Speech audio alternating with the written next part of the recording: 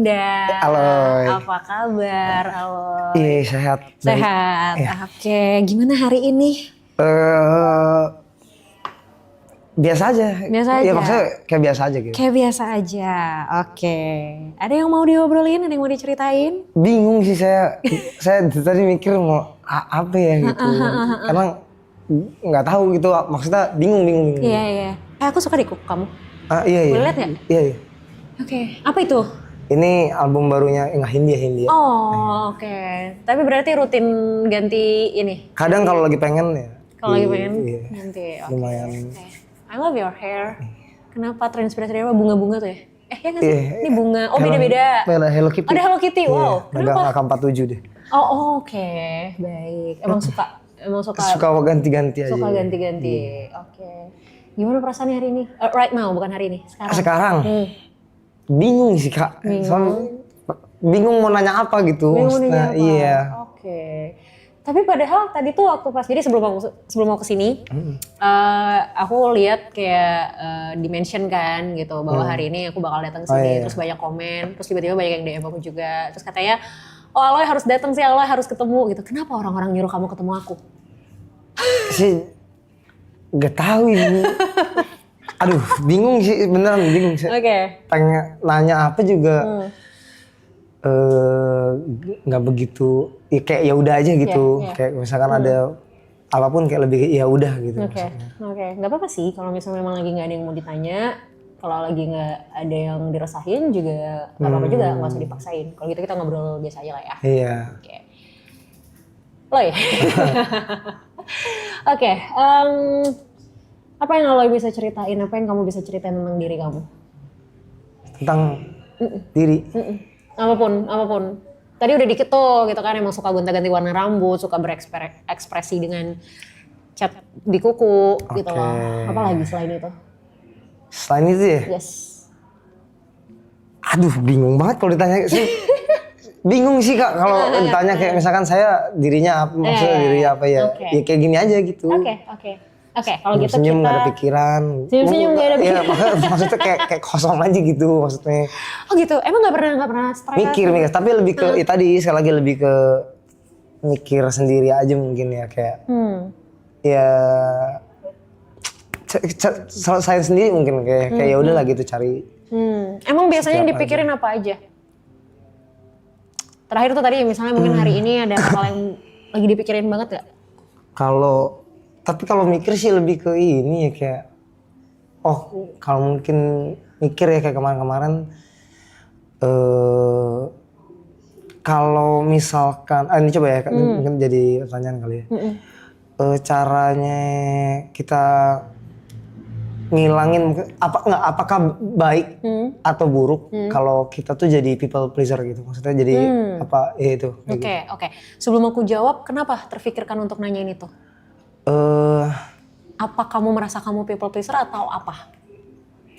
Kadang ada yang bilang gitu, ada yang bilang gitu. Makanya ini sebenarnya tuh jadi pertanyaan kan. Jadi maksudnya baikkah atau burukkah? Gitu. Jadi seorang people pleaser. Iya, aku juga nggak tahu sebenarnya aku tuh kayak gitu apa enggak. Karena aku nggak tahu ya, maksudnya sadar atau enggaknya gitu. Oke. Kenapa orang bilang kamu people pleaser? Nah itu aku juga. Mungkin karena iya aja kali ya. Oh. Iya apa yang ini, iya ayo gitu. Nah, ketika kamu iya aja, ayo aja itu tuh, kamu sendiri nyaman nggak ngelakuin itu? Atau sebenarnya kayak, nggak mau lagi gue sebenarnya gitu loh. Ada yang nyaman, ada yang nggak nyaman. Tapi kalau yang nggak nyaman pun dinyaman-nyamanin aja. Dinyaman-nyamanin aja. Iya. Cara nyaman-nyaman ini gimana? Aduh apa dulu contohnya ya?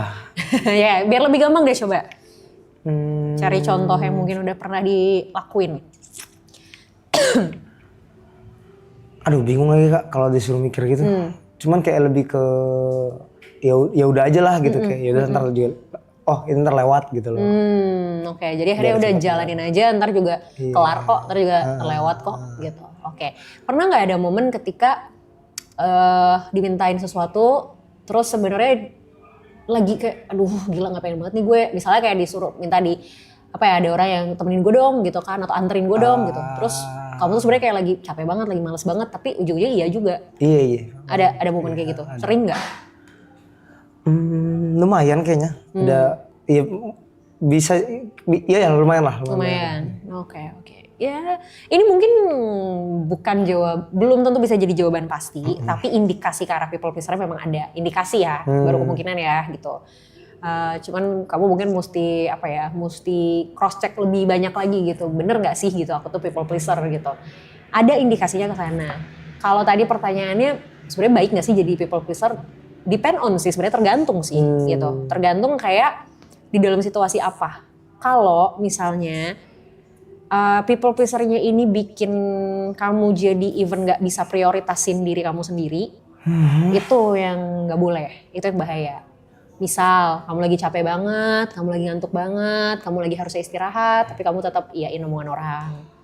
Atau misalnya kayak kamu tuh sebenarnya nggak suka, kamu sebenarnya nggak nyaman, tapi tetap kamu lakuin buat orang, gitu. Atau kamu misalnya kayak kamu tuh nggak ada nih, kamu tuh cuman punyanya segini gitu. Tapi karena nggak enak sama orang, akhirnya kamu kasih ke orang tapi malah kamunya nggak punya apa-apa, malah kamunya kekurangan. Nah, itu yang bahaya, itu yang nggak boleh. Oke. Tapi bingung juga sih, ya nggak enakan aja gitu maksudnya. Iya, paham. Apa menurut kamu apa yang bakal terjadi kalau misalnya kamu nolak? Kalau kamu bilang enggak? Ini tapi kayak tadi masalah yang kayak misalkan ngasih orang atau yang gitu, karena temen kali ya. Karena temen deket kayak lebih ke kayak anjing ntar dia nggak ada loh gitu loh. Oh oke. Itu jadi lebih ke nggak enak aja sih. Kalau kayak sendirinya lebih ke oh yaudahlah ntar juga. Ntar sekali gitu ntar juga lewat lah yaudahlah gitu. Hal-hal kayak gini pernah terjadi ke orang lain nggak? Misalnya yang mungkin nggak terlalu dekat. Kalau tadi kan mungkin contohnya temen, jadi pertimbangannya lebih gede gitu. Kalau itu kok ya udah random people aja. Apa ya? Nggak tahu sih lebih ke nggak tahu masalahnya. Akunya nggak tahu. Berarti mostly kejadiannya kalau ke teman. Mungkin iya, mungkin bisa jadi ke teman. Pokoknya intinya nggak sadar aja mungkin. Iya. It's okay. Biasanya emang people pleaser tuh kayak ya udah jadi kayak apa ya, defaultnya tuh iya gitu kan. Nanti baru kerasanya tuh adalah ketika ya memang udah dilakuin gitu. Tapi sebenarnya gini loh, kalau misalnya kamunya nyaman, kalau kamunya nggak masalah dengan ini, ya nggak apa-apa, gitu.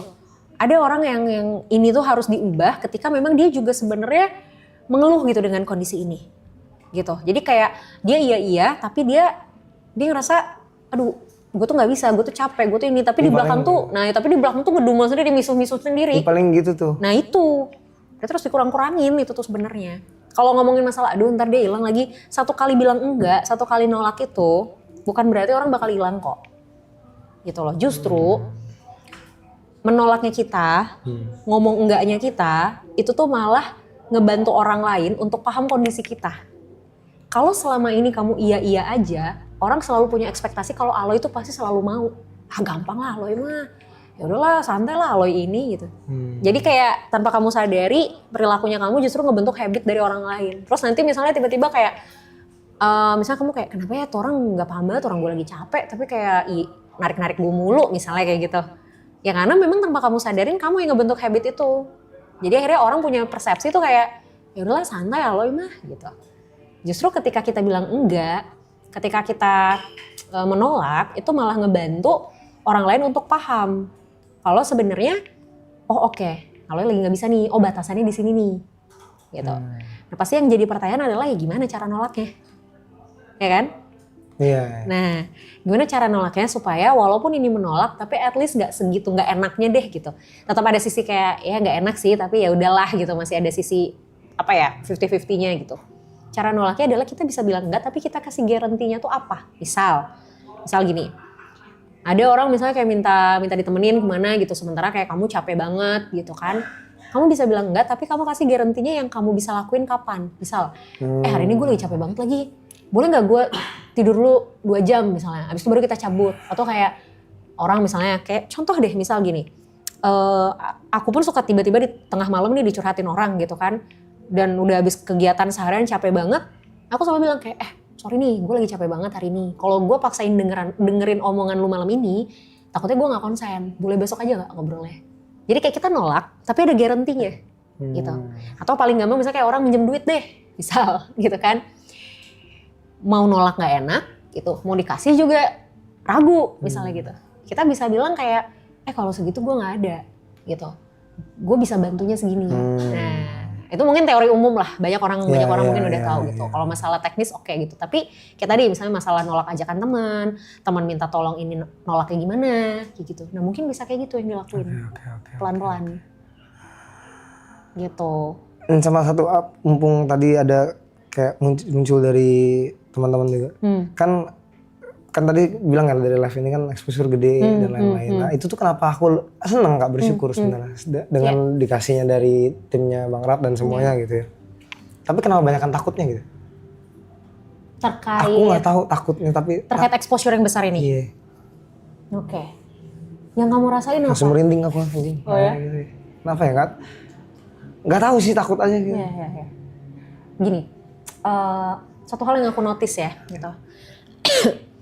Ketika semakin banyak perhatian datang ke kita, exposure yang besar ini kan ngundang banyak perhatian dong, otomatis kan. Semakin banyak perhatian yang datang ke kita, pasti demand-nya akan semakin tinggi. Masalahnya, nggak semua orang nyaman dengan demand. Nggak semua orang nyaman dengan tuntutan, gitu loh. Jadi bagus, exposure-nya bagus, orang mengapresiasi. Tapi semakin banyak yang mengapresiasi, itu kan somehow jadi beban semakin tinggi buat kita. Misal, kamu ujian, dapat nilai 100 misal, terus dipuji-puji nih gitu sama orang tua, wih keren banget Aloy, pinter banget dapat 100. Oke, satu sisi diapresiasi, tapi gimana kalau misalnya di ujian berikutnya nilai kamu 60? Kira-kira apa yang bakal terjadi? Tahu, tolong apa gue nggak tahu. Ya pasti kan apresiasinya beda dong, nggak mungkin sama kayak nilai 100. Dan bisa jadi ketika kamu dapat nilai 100, terus kamu diapresiasi sama orang tua kamu, besoknya mungkin kamu akan berusaha untuk gimana caranya gue tetap pertahanin nih nilai 100 gue. Ya kan? Atau minimal kalaupun turunnya nggak jauh-jauh banget. Jadi apresiasi ini, atau even kita ngomongnya konteksnya exposure, itu satu sisi kan memang ngasih sesuatu yang bisa memotivasi kita. Tapi ketika sudah terlalu banyak, itu tuh secara tidak langsung jadi beban sebenarnya. Bahwa, berarti gue harus terus begini nih. Berarti gue harus lebih baik lagi nih, tanpa disadari. Itu yang akhirnya, tanpa kalian sadarin, itu bukan lagi hal yang kayak fun gitu loh. Itu malah jadi kayak lebih takut lagi gitu. Iya, lebih ke nggak enak aja gitu ntar kalau nggak sesuai ekspektasi orang. Nah itu jawabannya. Karena kalian menyadari ya makin tinggi exposure-nya, makin tinggi perhatian orang-orang, makin tinggi ekspektasi orang-orang. Kalau ekspektasi udah makin tinggi, kita kan jadi seolah dituntut untuk melakukan sesuatu yang lebih tinggi juga. Itu ininya. Makanya kenapa ya sama kayak tadi yang aku bilang sama Arab ya, mungkin sesekali harus melihat ini sebagai sesuatu yang ya udah datang aja. Bukan sesuatu yang kayak harus dipertanyakan, bukan sesuatu yang kayak harus dipikirin, wah udah gini, wah ini berarti apa lagi, wah ini berarti apa lagi. Gitu. Ya udah datang, oh ya udah selesai gitu. Kayak orang habis kayak kita parkir misalnya, kita kasih uang parkir, tukang parkir ngomong makasih. Ya udah makasih, ya udah biasa aja. Bukan berarti besok kita parkir misalnya harus bayar dengan jumlah yang sama lagi gitu. Atau contoh misal kayak kita ngasih ke abang yang buat kalau kita di perempatan Pak Ogah misalnya gitu. Kita kasih 1.000 misalnya. Terus makasih Bang gitu. Ya bukan berarti besok kita harus kasih 2.000 gitu loh. Bisa aja tetap kita kasih 200 atau 500 gitu. Oke? Oke. Thank you, Loy. Oke, makasih. Sama-sama dengan senang hati. Terima kasih banyak.